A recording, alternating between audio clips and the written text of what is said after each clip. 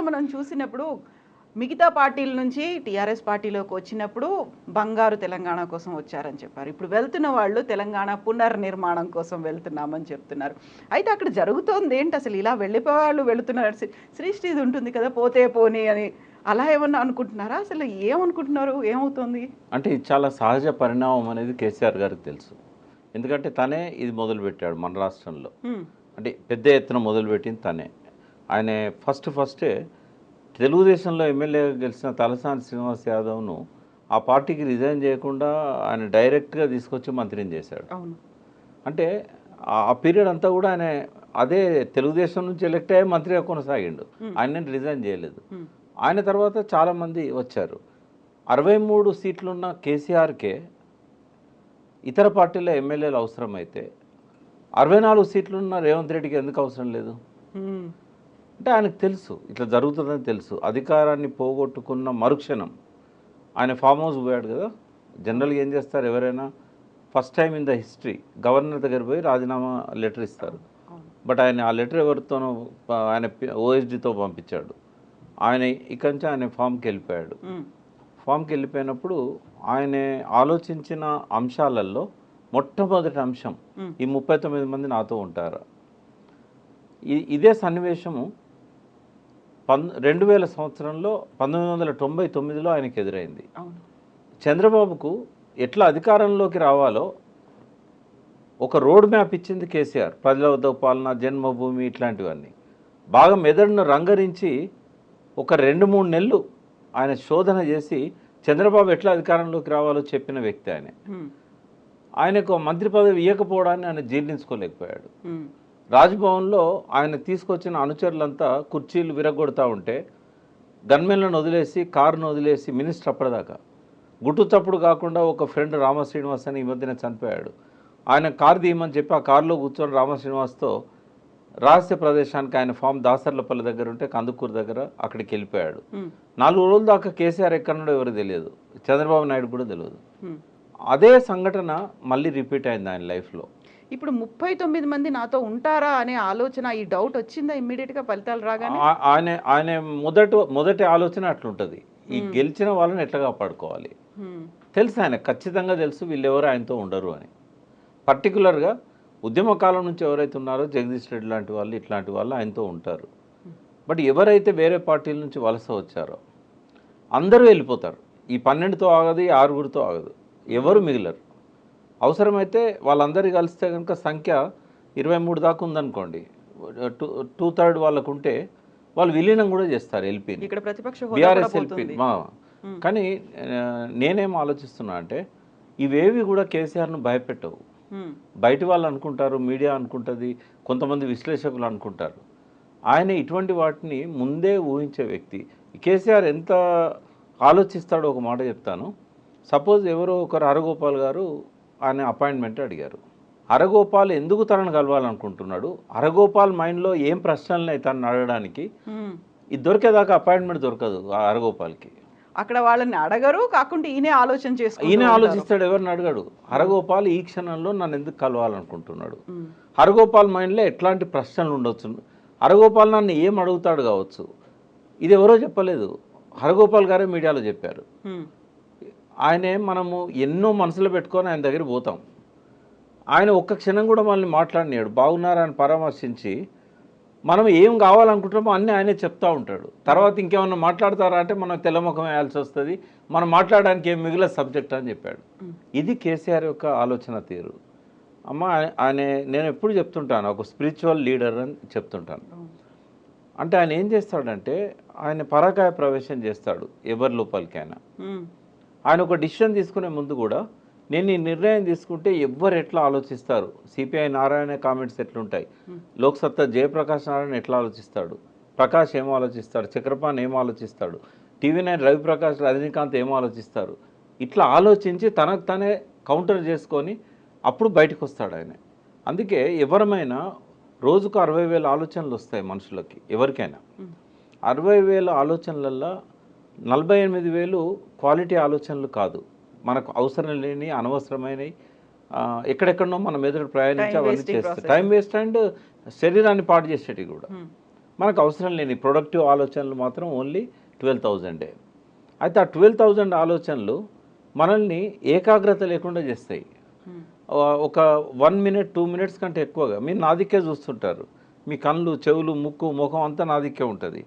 కానీ నేను మెదడు మాత్రం ఎక్కడో ఉంటుంది. నేను మాట్లాడే మాటలకు రిలేటెడ్ అంశాల మీద తిరుగుతూ ఉంటుంది, నెక్స్ట్ అడిగే ప్రశ్న మీద తిరుగుతూ ఉంటుంది. కానీ కేసీఆర్ అట్లా కాదు. కేసీఆర్ ఏకదీక్షతో నిమగ్నమై నిమిషాలు, సెకండ్లు, నిమిషాలు, గంటలు ఒకే దాని మీద ఏకాగ్రతతో ఆలోచిస్తాడు. దాన్నే మెడిటేటివ్ పవర్ అంటారు. ఆయన ఆశ్రమాలకు పోయి మెడిటేషన్ చేయడు, కానీ ఆ ఏకదీక్షతో ఆలోచించడం, ఒకే దాని మీద ఫోకస్ చేయడం అనేది ఒక అద్భుతమైన ఆధ్యాత్మిక ఏమంటారు దాని ప్రాసెస్. అయితే ప్రకాష్ గారు ఇప్పుడు అంత ఆలోచన చేస్తున్నారు, ఎక్కడెక్కడ ఏమవుతుంది, దానికి సంబంధించి వచ్చేటువంటి రిపర్కేషన్స్ ఏంటి, ఇవన్నీ ఆలోచించినప్పుడు ఇక్కడ అన్ని బోల్డ్ అని ప్రశ్నలు కనిపిస్తున్నాయి. నెక్స్ట్ ఏం జరుగుతుంది, ఎంతమంది వెళ్తారో, ఆపే ప్రయత్నం ఏమన్నా జరుగుతుందా, ఆ తర్వాత బీఆర్ఎస్ భవిష్యత్తు ఏమవబోతుంది, ఎంతమంది, ఇన్ని రకాల క్వశ్చన్స్ ఉన్నాయి. అన్నీ ఆలోచన చేసుకుని అక్కడే ఉంచుకుంటే మనకి ఎలా తెలుస్తుంది అసలు ఏం జరుగుతుంది అనేది? ఎవరికైనా ఏం అర్థమవుతుంది? ఆయన మెంటల్గా ప్రిపేర్ అయ్యాడు. ఎవరు మిగిలరు, ఉద్యమ కాలంలో తనతో ఉన్న వాళ్ళే మిగులుతారు. ఇప్పుడు ఎవరైతే ఊగిసలాడుతున్నారో వాళ్ళు అటే మొగ్గు చూపుతారు. ఎందుకంటే గెలిచిన వాళ్ళకు కొన్ని రెస్పాన్సిబిలిటీస్ ఉంటాయి. ఫస్ట్ రెస్పాన్సిబిలిటీ ఏంటంటే కేసీఆర్ గవర్నమెంట్లో విపరీతంగా పనులు చేయించారు, బిల్లులు పెండింగ్ ఉన్నాయి. పోచారం పోవడానికి ప్రధాన కారణం అది. కొన్ని కోట్ల రూపాయల డబ్బులు ప్రతి గ్రామంలో సర్పంచులకు, పార్టీ నాయకులకు రకరకాల పనులు ఇచ్చారు, బిల్లులు ఇవ్వలేదు. కేసీఆర్ కనుక ఎలక్షన్ల ముందే వీళ్ళందరి బిల్స్ సెటిల్ చేసి ఉంటే పోచారం పోయేవాడే కాదు. ఇట్లాంటి ప్రధాన సమస్యలు. సంజయ్ కూడా బిల్లుల కోసం పోయాడు. ఆయన డాక్టరు, ఆయన సేమ్ సామాజిక వర్గం, ఆయన పోవడానికి ఇంకో కారణమే లేదు, కేవలం బిల్లులు. అయితే ఇవన్నీ అందరికీ పెండింగ్ ఉన్నాయి. రేవంత్ రెడ్డి చాలా క్లెవర్గా వీళ్ళ బిల్లులు మాత్రం పే చేస్తలేడు. ఆయన దగ్గర ఉన్న పరిమితమైన అమౌంట్ను కాంగ్రెస్లో కొత్త గెలిచిన వాళ్ళే బిల్స్ సెటిల్ చేస్తున్నాడు. వచ్చి రాగానే రైతు బంధు కోసం పెట్టిన డబ్బులని పొంగులేటి శ్రీనివాసరెడ్డికి, ఆ వనపర్తిలో గెలిచిన ఎమ్మెల్యేకి, ఇట్లాంటి వాళ్ళకి అందరికీ ఇచ్చేసాడు. అవి రైతు బంధు డబ్బులు అవి, అందుకే లేట్ అయింది రైతు బంధు. సో అట్లా చేయడం వల్ల ఏమవుతుందంటే ప్రజలు ఒత్తిడి ఉంది వాళ్ళ మీద. మా బిల్లులు లేవమ్మా, మాకు సూసైడల్ టెండెన్సీస్ వస్తున్నాయి, మాకు ఆత్మహత్య తప్ప వేరే మార్గం లేదు.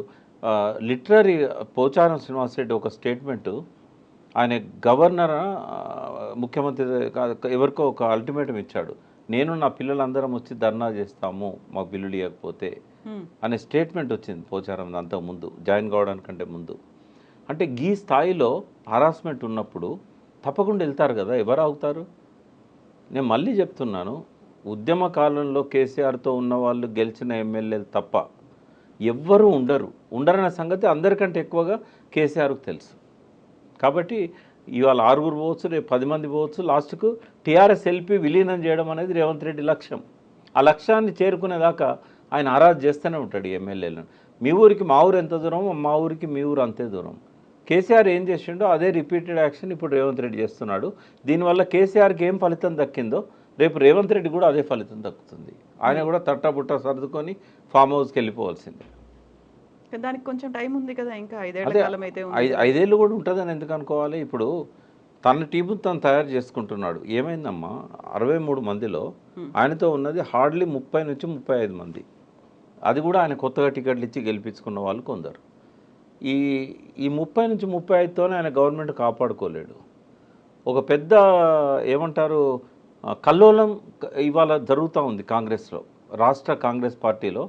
ఒక సముద్రంలో కదా సునామీ వచ్చే ముందు కల్లోల జలాలు ఎట్లుంటాయో, ఆ సునామీ రాకముందు ఉన్న పరిస్థితే ఇవాళ వీళ్ళ పార్టీలో ఉంది. కాబట్టి ఇవాళ Ponguleti Srinivasa Reddy first threat, Uttam Kumar Reddy second threat, Bhatti third threat. అక్కడనేమో అనుమానాలు మొదలైనాయి రేవంత్ రెడ్డి మీద. ఎట్లా గెలుస్తారు? బీజేపీ 8 సీట్లు ఎట్లా గెలిచింది? అందులో 4 సీట్ల మీద వాళ్ళు ఎంక్వైరీ చేసినట్టయితే ఖచ్చితంగా రేవంత్ రెడ్డి బీజేపీలో 4 సీట్లను గెలిపించాడనేది రుజువులు దొరుకుతాయి. ఈ పరిస్థితుల్లో ఒక ట్రస్ట్ అనేది ఉండదు రేవంత్ రెడ్డి మీద. అవసరానికి వాడుకుంటారు రేవంత్ రెడ్డిని. ఏదో ఒక రోజు రేవంత్ రెడ్డి ప్లేస్లో ఇంకొక చీఫ్ మినిస్టర్ వస్తాడు. ఆ పరిస్థితి వస్తుందని రేవంత్ రెడ్డి తెలుసు, ఆ పరిస్థితి వస్తుందని రాహుల్ గాంధీ తెలుసు, ఆ పరిస్థితి తీసుకొచ్చే వాళ్ళకు కూడా తెలుసు. ఆ పరిస్థితి వచ్చినాడు ధిక్కరించి కాంగ్రెస్ను, తనతో వచ్చిన టీఆర్ఎస్ ఎమ్మెల్యేలని, బీఆర్ఎస్ ఎమ్మెల్యేలని తను టికెట్లు ఇచ్చిన ఎమ్మెల్యేలను తను 65, 62, 63 దాకా కాపాడుకోవాలి. కానీ బిగ్ డ్రీమర్ రేవంత్ రెడ్డి. ఆయన 70, 80 దాకా తన సంఖ్యను తీసుకుపోవడానికి ఎవరితోనైనా అండర్స్టాండింగ్కి వస్తాడు. ఇవాళ చంద్రబాబును దించాడు, రేపు మోడీతో ఉన్న సయోధ్యను ఉపయోగించుకొని ఆ బీజేపీ 8 మంది ఎమ్మెల్యేలను కూడా తీసుకొస్తాడు. ఆ ఈడీని, సిబిఐని తనకు దరికి రాని ఎమ్మెల్యేల మీదకి పంపిస్తాడు. ఏదైనా జరగవచ్చు.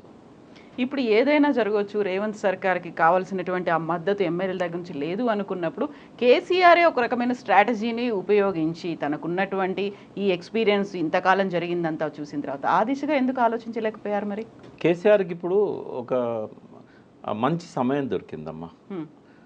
ఆయన ఒకటి ఫస్ట్ హెల్తీగా ఉండడానికి రిలాక్స్ కావాల్సిన అవసరం ఉంది. రెండవది మళ్ళీ లేవడానికి వాళ్ళు ఏమంటున్నారు, వాళ్ళ పార్టీ వాళ్ళు ఫీనిక్స్లో నుంచి కేసీఆర్ మళ్ళీ లేస్తాడు ఒక పక్షిలాగా, ఫీనిక్స్ పక్షిలాగా. నేనేమంటున్నా, అంత అధ్వాన్నమైన పరిస్థితి మీకు లేదు బాబు, బూడిద కాలేదు మీరు.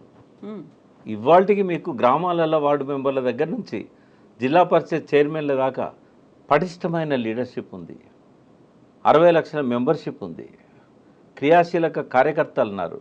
చేసిన తప్పేందంటే వాటిని అనుసంధానం చేయలేదు. ఒక దారం సూది పట్టుకొని పూలన్నీ వెతుక్కుంటూ కూర్చుకుంటూ పోయినట్టయితే కేసీఆర్కి ఒక అద్భుతమైన మాల ఏర్పడుతుంది, లీడర్షిప్ మాల. ఆ పని చేయడానికి ఇప్పుడు ఆయనకు ఆ విశ్రాంత సమయాన్ని ఉపయోగించుకున్నట్టయితే ఒక్కటి గుర్తుపెట్టుకోండి, కేసీఆర్ బలం ఎమ్మెల్యేల స్ట్రెంత్లో లేదు, కేసీఆర్ బలం ఎమ్మెల్సీలలో లేదు. కేసీఆర్ బలం ప్రజల లోపల రేకెత్తుతున్న కొత్త ఆలోచనలు, పశ్చాత్తాపం లోపల ఆయన బలం ఉన్నది. ఇవాళ జేకొట్టిన చేతులే ఇవాళ నిరుద్యోగుల పిడికిళ్ళై బిగిస్తున్నారు. ఏ బొగ్గు గనులలోనైతే 100% ఓట్లు కాంగ్రెస్కి వచ్చినాయో ఒక్క సీటు కూడా రాలేదు బొగ్గు గనుల ప్రాంతంలో. ఆ బొగ్గు గనుల లోపలనే ఇవాళ మంట మండుతున్నది, గనులు వేలం వేసినందుకు.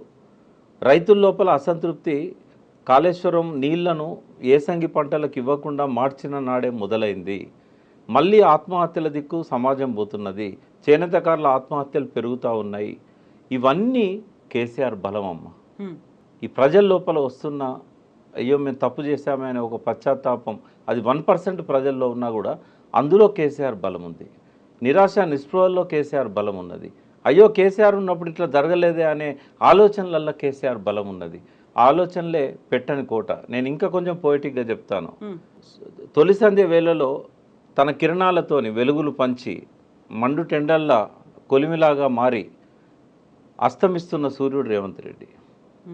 మసక చీకట్లు తొలగిపోతుంటే సూర్యోదయం అడుగులేస్తున్నవాడు కేసీఆర్. కాబట్టి భవిష్యత్తు కేసీఆర్ తప్ప భవిష్యత్తు రేవంత్ రెడ్డి కాదు.